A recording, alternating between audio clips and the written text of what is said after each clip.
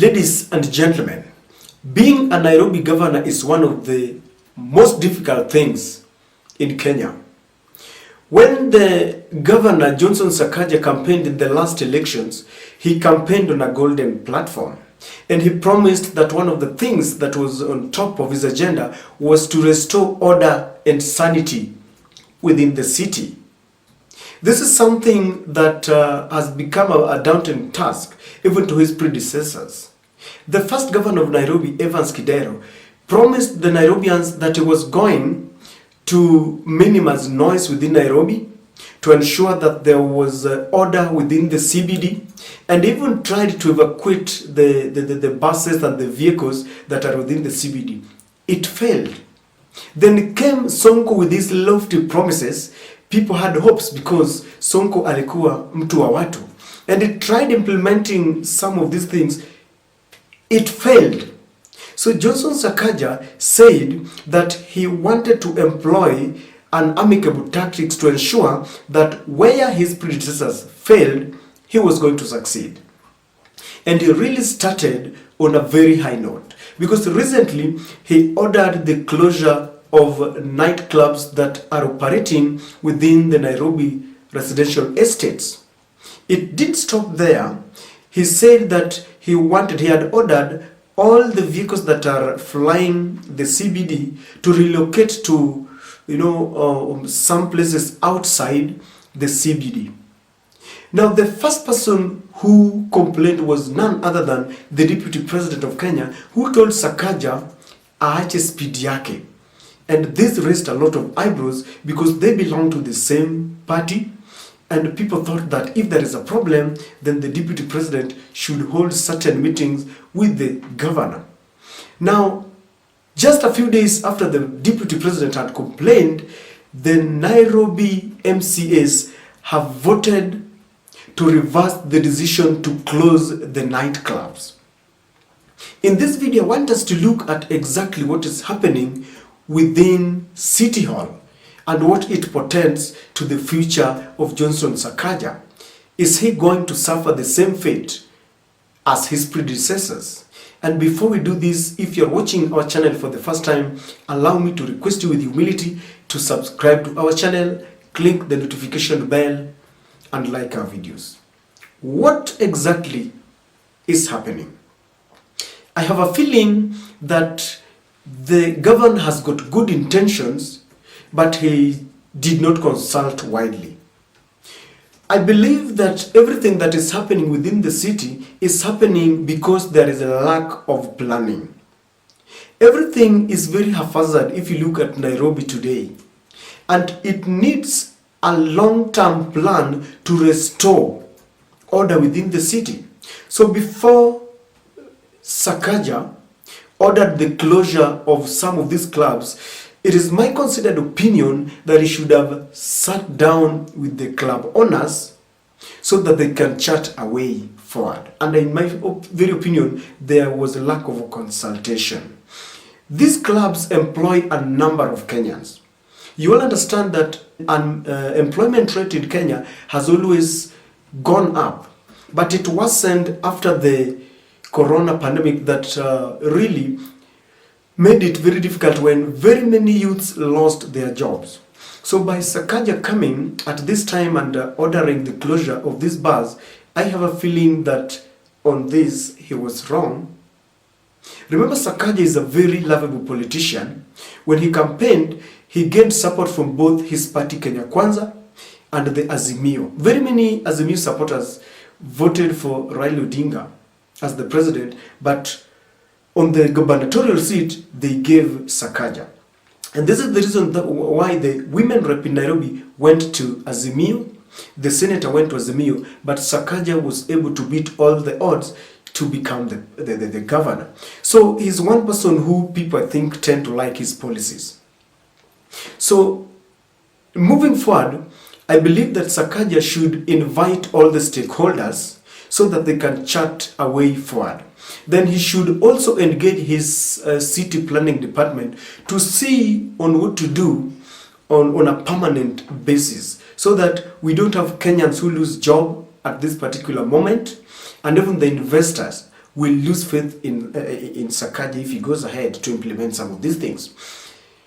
Our president promised Sakaja his support.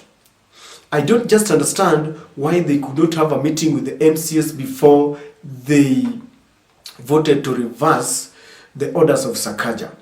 And the reason why I have a problem with this, because you may think that I'm reading too much, this is not the first time when this is happening. When the Trade Cabinet Secretary, Moses Kuria, gave orders to take some land that was pitting the Machakos governor and some company within Machakos County, William Ruto later came and reversed those orders and said that he had talked to the company and he told the Machakos the government that that land belonged to them. Moses Kuria went ahead when he was given a mandate and a task to order the importation of the GMO. Then later, Mithika Linturi said that this docket falls within his purview, and he said that he is the only person who is supposed to talk about the GMO. So I have a feeling that William Ruto led some of his allies to speak about something. And then when they meet public spat, he comes in to bring order, but it does not augur well, because by the time William Ruto speaks, the person who gave these orders is painted in bad faith. I cannot rule out the cartels within Nairobi. I have seen all the governors crying that they have inherited a county government that is full of cartels. And fighting these cartels is something that is not very easy, because experts will tell you that they always fight back, they have money, they can even sponsor your impeachment. And if you ask me, I believe that this could be the reason why Sakaja decided that he would include both the Kenya Kwanza and Azimio officials in his office, so that should there be any attempt to impeach him, then he knows very well that Azimio would support him. This is a lesson to Sakaja, because when he got into that office, he promised heaven. And I think right now he's realizing that it is not very easy to deal with some of these cartels. I had a narrative that those who have got their clubs within the city were suffering, because there are a lot of clubs within the estates that have been developed to the stature of those that are in the CBD. And so many, had resorted to going to the clubs within the estates instead of going to the farthest end of the CBD because of convenience. It's closer to the house, and with the insecurity that had rocked the city, many felt that I would rather go and take a boatload to within, karibu na nyumba badala ya kwenda huko mbali. So there is a school of thought that was saying that these investors within the CBD had ganged up and they were using Sakaja to impose these laws so that when he closes the clubs within the estates, then people will have no choice but to go to the CBD. And it seems that people have realized what is happening and they are acting. It is not lost on me that some of these MCAs are also investors. And some of them could also be victims because they own clubs. I know an MCA within Nairobi that was almost being affected.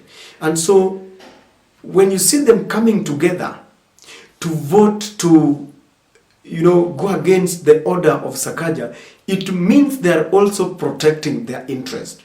If it is not an MCA who's got a club within Nairobi, then you will realize that they have very close allies, either relatives or friends who have invested very heavily in these nightclubs. And so they will always cry out to them and tell them, hey manze, mtutete huko mbele msituache. And this is the reason why they voted to reverse these decisions. I can't rule out the words that were spoken by Mr. Rigathi Gachagua, who told him aende pole pole. And I feel that when Sakaja realized that things were not going well, because it was meeting a lot of public spat, those who are losing their jobs, those investors who have, put a lot of resources in these clubs, were really complaining. Sakaja is a very clever politician. And I have a feeling that maybe he just talked to the MCAs to reverse this decision so that he can have what I call a soft landing. So that by the end of the day, those who voted for him, when he promised them that he was going to close maybe these clubs and churches, will say that, oh, Sakaja is trying, lakini wale madiwani, those MCAs are the ones who are making his life difficult. And so, ladies and gentlemen, Sakaja has embarked on a very delicate program. Whether he's going to succeed or not is something that we are waiting and see, but he's going to face a lot of opposition. But moving forward, he should really cultivate maximum consultation so that we don't have a situation where a governor is giving orders, then the orders are being reversed. Worse still, if he is not careful, he will be impeached. You cannot rule out that possibility. Let him have an amicable solution to these problems.